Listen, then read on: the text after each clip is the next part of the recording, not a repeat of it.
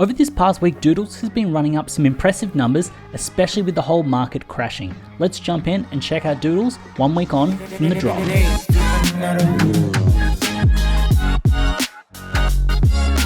First up, I want to say if you could hit up that like button, it really helps out with the YouTube algorithm. Also, down the bottom there are chapters so you can fast forward to the sections that you want to help you navigate the video easier. This is not financial advice, I'm not a financial advisor. Please do your own research before jumping into the NFT space. Now, before I jump into it, I want to kind of raise awareness on Ninja Alerts. I think this is a tool that a lot of people in the NFT space will get some serious value out of. I'm not sponsored by them or anything, I just really like this concept and what it is. The idea is that you can get push notifications of certain projects, certain buys, all that kind of stuff to your phone, so you don't need to be glued to the screen.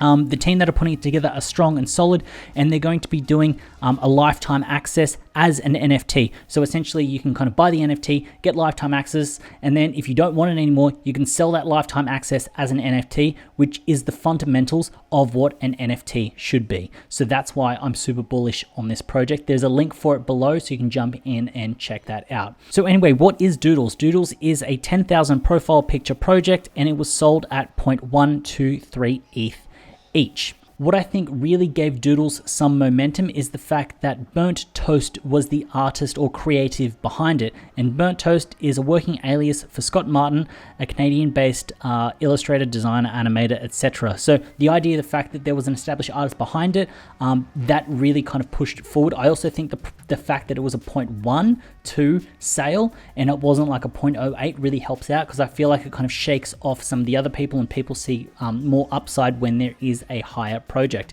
If we have a look at the stats on Twitter, 47,000 followers, which is quite big. And on their Discord, they've got 11,000 members. Now, this is quite strange because usually people have a low Twitter and high Discord, but this is kind of completely flipped. Now, overall, Doodles just is an art project. It doesn't have any crazy utility kind of built into it, so keep that in mind when I'm kind of talking about this. Let's jump into OpenSea and get a snapshot of the project with the 10,000 items, 4,500 owners, and a floor price of 0.185, which is nice to see.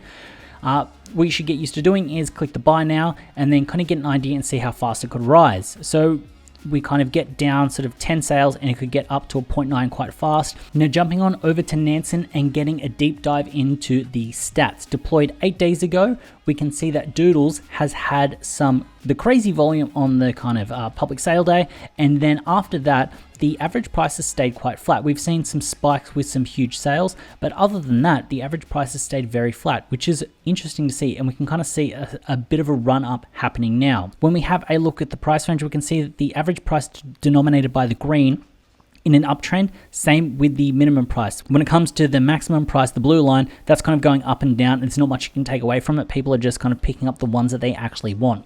Coming down and having a look at the individual transactions, if we drop the outliers, what we can actually see is that it was sitting flat and is just in a steady uptrend. There's a lot of notable buys in this space, but there's also a big spread of where things are being purchased at. This is showing me that people are buying particular ones that they want and not necessarily just buying the floor to get into the project, which shows some strength. Now this is a peculiar looking chart because usually on a project, they're kind of clumped up and people try to get in at the floor, but this isn't necessarily people trying to get in at the floor.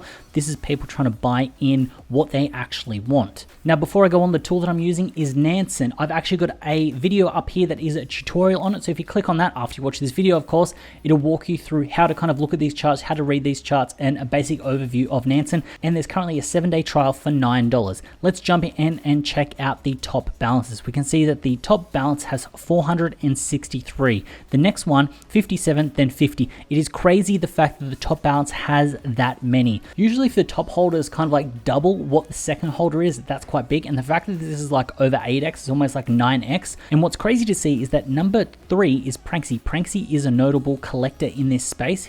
He's essentially a celebrity. So when you see Pranksy in on a project, it shows some very big strength. As we bump through, we can see here that there are a lot of people holding more than 10. So there are 70 people holding more than 10. Scrolling down and having a look at the top balances over time, and this shows the strength of the project. 8 days on, we can see that everyone just keeps adding or holding. No one is offloading their bag when it comes to Doodles. This is the kind of chart that you want to see when you look at top balances over time, just accumulation and holding. When it comes down to the type of NFT collector over time, on the public sale day, it's kind of just tapered off, and I think it is just some bag holders taking some profits, and we'll get to that when we get to the profit leaderboard. Smart money over time, on the other hand, it is just loading up and holding similar to the top balances over time. Now this next chart is a textbook chart in what I look for in a project, and that is the unique addresses. We can see here that on the public sale day, it went up to 3,700 or 3,800, and then from that day on day, it's just increasing. More and more people are buying in. Now, that's why you may see some of those top holders, so the legendary holders, offloading their bag, but the fact that more unique people are coming into this project just shows strength. I like it when there is a constant rise in unique addresses because it shows that there is a larger group in the community, and it also means that you're less likely to hit a price ceiling. And when it comes to the percentage holding one NFT, this is currently at 60%, and it matches the unique addresses, just this constant rise up, which means that the people that are holding more than one are offloading to people that are buying one, which is great to see when it comes to this project. And when it comes to the balance of diamond hands, it was sitting quite flat. There was a little bit of a dip, but other than that, it is sitting quite flat. Now this is the fun one, and that is the profit leaderboard. What we can see here is the top profit taker has taken 83 ETH worth of profits. Then we get a 49, 47, and then it goes down to 18. So the top 10, there is quite a big discrepancy. There's almost a 60 ETH gap.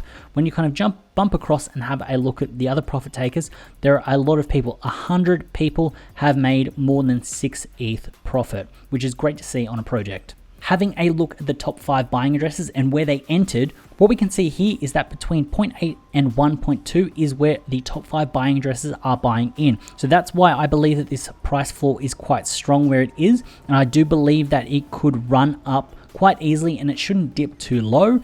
It also means that there might be a bit of a ceiling coming in once we get to a 2.3, 2.5, because some of these profit takers will take it. When we jump into the legendary collectors, we can see here that there was a big purchase between 1 and 2 ETH. So that's kind of where they're sitting. So you've got to imagine that if they're going to be making a 2x on the project, they would want the price to be raising to closer to 4.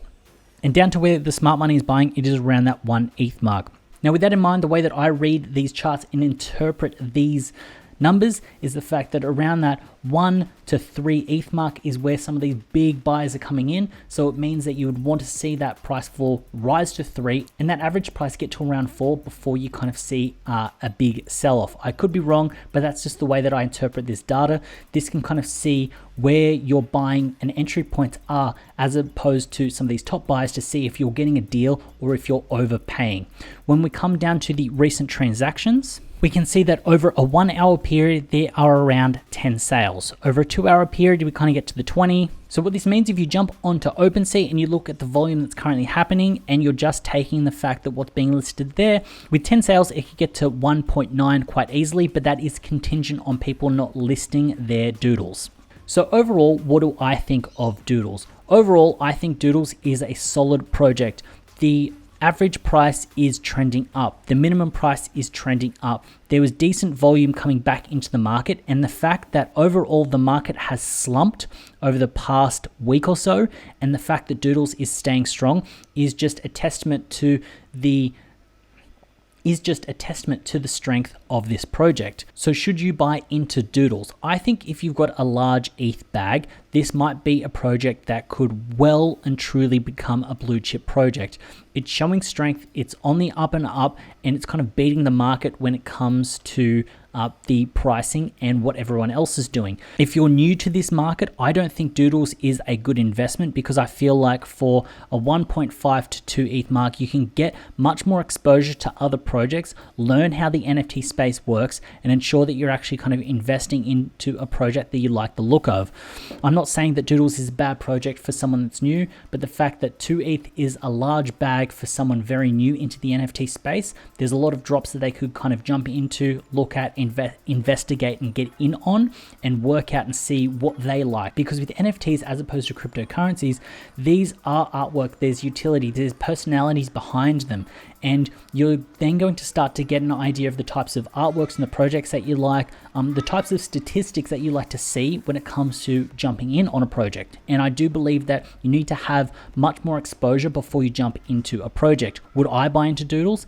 I don't necessarily like the artwork. Even if this did become a blue chip, it's not something that I would necessarily like. I wouldn't change my profile picture to Doodles. It's just not something that resonates with me. I'm not a fan of this art style. Overall though, I think the project is strong when you do look at those fundamentals. So before I go, I'm going to talk about the giveaway. What I'm going to be doing is giving away 0.1 ETH when we reach 5,000 subscribers. So make sure you hit subscribe. Also down below, I've got a link to Twitter and the pinned tweet. Jump into that pinned tweet, follow me on Twitter, retweet that pinned tweet. And then when I hit 5,000 subs, I'm going to pick a winner and then make sure that they get that 0.1 ETH. Drop a comment below with your thoughts on Doodles. I'd like to hear what you think about this project. As always, it's been a pleasure having you with me. I look forward to seeing you in the next one.